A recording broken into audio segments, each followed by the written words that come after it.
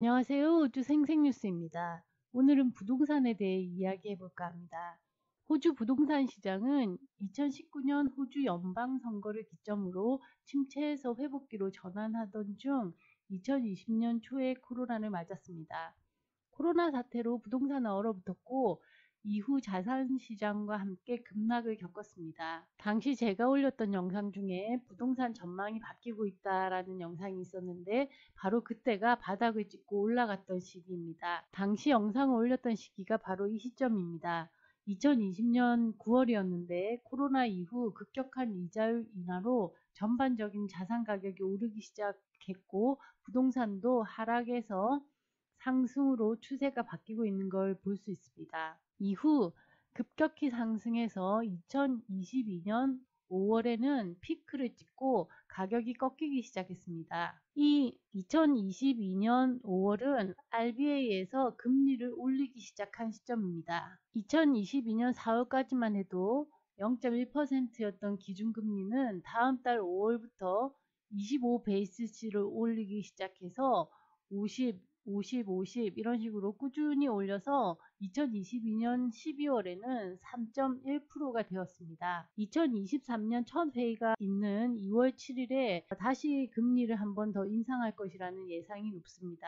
2020년에는 백신이 가장 관심사였고 2021년 경제뉴스에는 공급 부족이 화두였지만 2022년부터는 인플레이션이 화두가 되면서 오르는 물가를 감당해야 했고 이에 정부는 이자율부터 재빨리 올리면서 인플레이션을 잡으려고 노력했습니다. 이렇게 정부의 긴축 정책이 펼쳐지면서 작년 하반기부터는 경기 침체를 우려하고 있고 당연히 부동산 시장도 함께 침체를 걱정하고 있습니다. 2023년 첫 부동산 데이터로 1월 말에 집계된 호주 부동산 가격은 1% 정도가 하락했고 작년 5월부터 하락세를 지속하고 있습니다. 시드니 같은 경우는 연간으로 봤을 때 약 14%에 달하는 하락을 보이고 있습니다. 2022년을 돌아보면 상반기 시장 추세는 코로나19 유행으로 인한 침체에서 지속적인 회복을 보였습니다.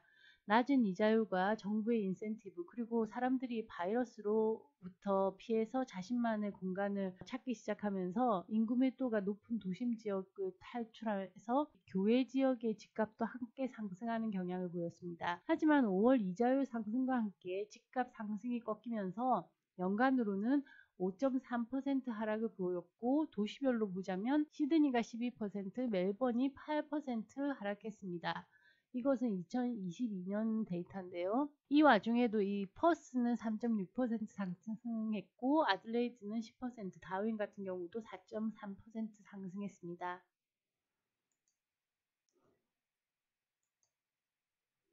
호주의 인구 통계에 대해서 보겠습니다.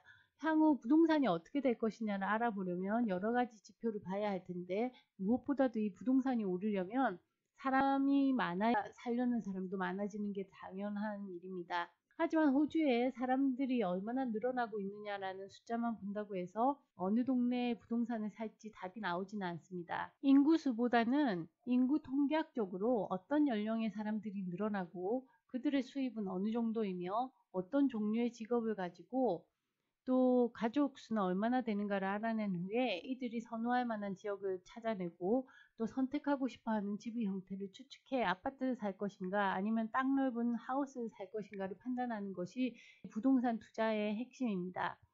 오늘은 이 판단의 근거가 될 호주 인구 추세와 통계를 살펴보겠습니다. 이 대부분의 자료는 호주 통계청에서 가져왔고 자료의 출처는 영상 아래에 있으니 참고하시기 바랍니다.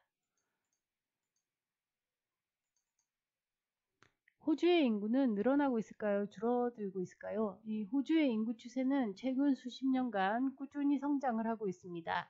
2022년 6월 말을 기준으로 공식 집계된 이 호주의 인구는 약 2,600만 명입니다. 출산에서 사망을 뺀 자연 증가로 순수하게 늘어나는 인구와 이 해외에서 유입되는 임자 수를 모두 합해 매년 약 1.5에서 2% 정도의 비율로 인구가 증가하고 있는데 이는 한 해에 약 30만에서 40만 명이 늘어나고 있다는 말이 되겠습니다. 그래프를 보면 2020년에 갑자기 이 증가율이 뚝 떨어졌다가 다시 올라오는 것이 보이는데요. 이것은 이 코로나로 인해서 이민자 수가 급격히 감소하고 또 이제 사망자 수도 늘어나면서 인구 증가 속도가 확 떨어졌습니다. 그래도 마이너스로 가진 않았죠. 호주 인구는 대다수는 주로 이 뉴사우스웨일즈나 빅토리아 주인 이 남동쪽 도시에 집중되어 있습니다. 그래서 시드니와 이 멜번의 인구가 가장 많이 늘어나고 있는데요.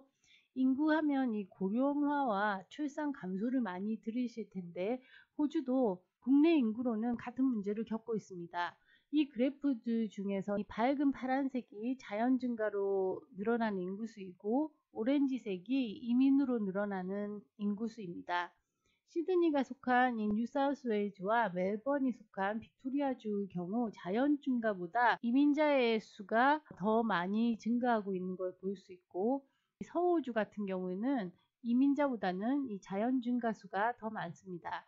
이 부분이 우리가 눈여겨봐야 하는 포인트가 되겠습니다. 그 외에도 인구 증가에서 경제적으로 가장 중요한 나이대가 20대인데 경제적으로 가장 적은 비용으로 가장 많은 생산성을 가져오는 나이대이기 때문입니다.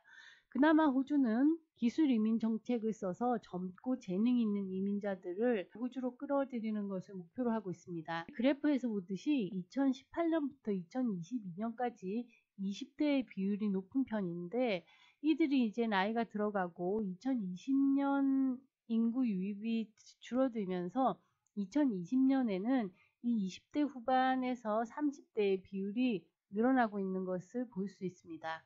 이렇게 그래프가 위로 올라간다면 5년 후에는 여기 온폭 들어간 20세가 25세로 올라가면서 20대의 비중이 줄어들게 되어 있습니다. 여기에 많이 좌우하는 부분이 유학생의 것이라고 유추해 볼 수 있겠습니다. 매년 증가하는 3, 40만 인구 중 3분의 2가 이민자에 해당합니다. 그만큼 이민자가 인구 증가에 기여하고 있다는 말인데 이전 그래프처럼 이 시드니 멜번 인구 증가에 많은 부분을 차지합니다. 이 이민자 중에는 호주의 유학생 비자로 입국해 나중에 이민으로 연결되는 케이스도 포함되어 있는데 유학생 6명 중 1명이 나중에 호주 영주권자가 된다는 통계도 있습니다. 그만큼 이 20대 증가율에 도움이 되겠죠. 2021년 호주 출생률은 약 1.7%인데요. 출산율이 이렇게 낮아진다고 걱정하던 2020년에 1.59%에 비해 증가했다고 긍정적인 뉴스가 됐습니다. 주별로 보자면 뉴사우스웨일즈가 빅토리아주보다 출생률이 높습니다. 빅토리아주는 인구는 많지만 출생률은 다른 주에 비해 낮은 편입니다. 그럼 이제 이 인구 동향은 대강 살펴봤습니다. 그럼 집값을 움직이는 사람은 누구일까요? 부동산에도 유행이 있고 추세가 있습니다. 우선 현재 인구는 세대별로 이렇게 구분됩니다. 이 화면의 하단에 있듯이 2011년부터 2021년까지 태어난 세대를 알파 세대라고 하고 1996년에서 2010년 사이에 태어난 청년들이 Z세대입니다.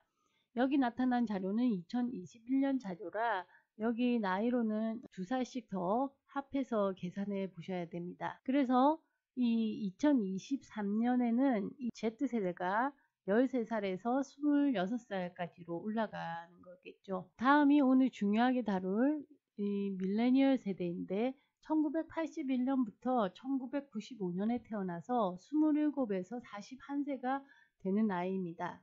그리고 다음이 신세대 용어를 탄생시켰던 이 X세대로서 1966년에서 1980년까지 태어나서 40대 초반에서 50대 중반이 되어 있습니다. 또 다른 주요 그룹이 베이비 부머라는 호칭이 계속 따라다녔던 전쟁 직후에 태어난 1946년에서 1965년에 출생하신 분으로 50대 후반에서 70대 중반까지 연세가 되신 분입니다. 부동산 시장에서 활발하게 움직이는 세대는 밀레니얼 세대와 이 베이비 부머 세대입니다. 베이비 부머 세대는 호주에서 부동산 소유자와 투자자로 구성된 가장 큰 그룹 중 하나로 수년 동안 부동산 시장의 원동력이었지만 은퇴 연령이 다가오면서 집을 축소하고 팔기 시작하고 있습니다.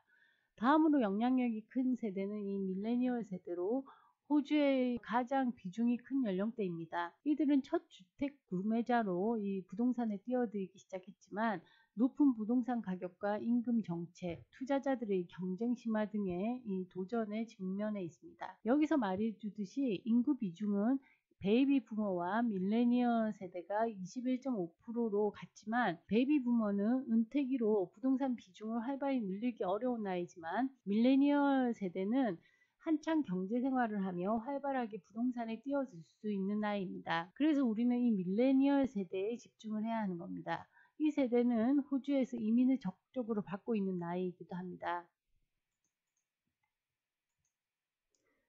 호주 부동산 시장은 최근 몇 년 동안 누가 부동산을 사고 투자했는지에 대한 인구 통계학적 추세를 보여왔습니다. 과거에는 부동산 구매자와 투자자의 대다수가 중년 부부와 가족이었습니다. 그러나 최근에는 다음과 같은 다양한 구매자층으로 변화하고 있는데요. 저금리 환경과 정부의 인센티브로 청년들의 부동산 시장 진출이 쉬워지면서 첫 주택을 구입하는 사람들이 늘어났습니다. 게다가 코로나로 인해 이 중요해진 개인 공간과 재택근무도 한몫했습니다. 다음 베이비 부머의 다운사이징으로 이 베이비 붐 세대가 고령화됨에 따라 관리하기 쉬운 소형 그리고 낮은 유지 보수에 대한 수요가 증가하고 있습니다. 이는 유학생들 위주의 도심 아파트보다는 안전하고 쾌적한 환경의 소형 아파트, 변두리 아파트 수요도 늘어나고 있다는 말입니다. 외국인 투자도 역시 증가하고 있는데요.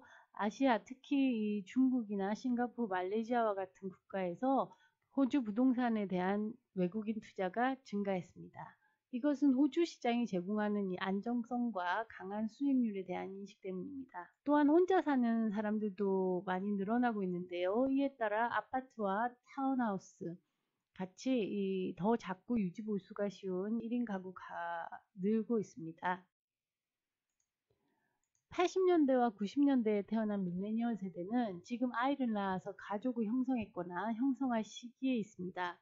이것은 이 팬데믹이 강타한 것과도 조금 연관이 있는데요. 이 팬데믹 당시에 밀레니얼 세대가 아기를 갖기 시작한 것이 호주의 상황입니다. 그래서 2021년에 출생률이 살짝 고개를 든 것을 아까 확인할 수 있었습니다. 이 인구의 특징 중에 또 하나는 큰 세대가 또 다른 큰 세대를 낳는다는 것입니다. 예를 들어서 이 베이비 부모의 비중이 커서 그들이 낳은 아이들의 수도 그 이전 세대보다는 많아서 이 지금 비중이 있는 밀레니얼 세대가 되었습니다.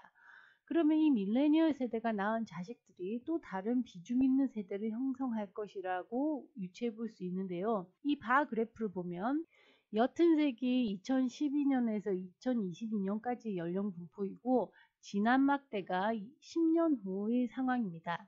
여기서 보듯이 현재 이 0에서 14세의 연령대가 다른 연령대에 비해서 훨씬 높은 막대를 형성하고 있는 것을 볼 수 있습니다.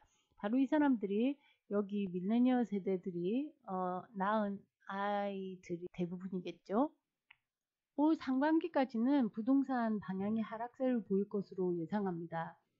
아직 기준금리 인상이 멈추지 않았고 해외여행은 좀 자유로워졌지만 중국 리오프닝 효과가 아직 가시적이지는 않기 때문입니다. 개인적으로 생각하긴 금리 인상이 멈추면 바닥을 좀 찍을 것으로 보고 중국 유학생들이 다시 호주로 몰려들기 시작하면 상승세를 보일 가능성이 있습니다. 또한 이 밀레니얼 세대의 가족 형성이 중요해진 만큼 도시의 출퇴근보다 3, 4베드룸의 이 교외 지역의 하우스가 더 유망해 보이기도 합니다. 그래도 중요한 건 이 해외 유학생들의 입국이 활발해지면 도심에도 이 수요가 급격히 증가될 것으로 보이기 때문에 해외 유학생 추세를 함께 봐야 될 것 같습니다.